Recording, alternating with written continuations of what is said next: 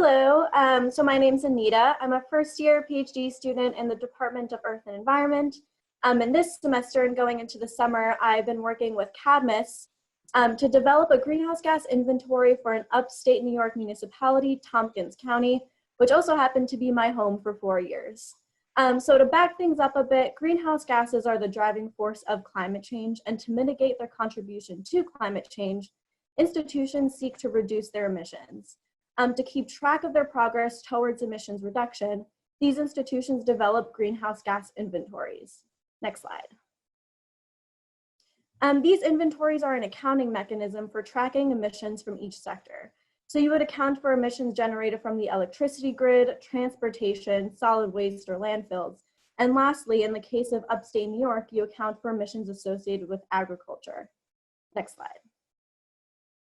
Tompkins County legislation has adopted a goal of reducing their emissions in the community by at least 80% from 2008 levels by 2050. Their first milestone is to achieve 20% reduction by 2020, making this year's report quite important. Ideally, through this accounting mechanism, you can produce a chart like this. Next slide.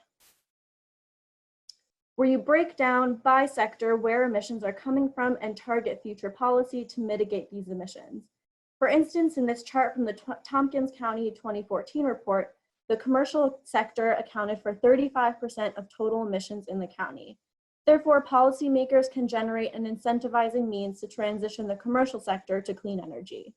For my internship, I am working with CADMUS to develop a 2019 greenhouse gas inventory, adjusting the methodology to meet the best available science. And I'd like to give thanks to Kate Mueller and Michael Walsh at CADMUS for extending this opportunity to me, and thanks.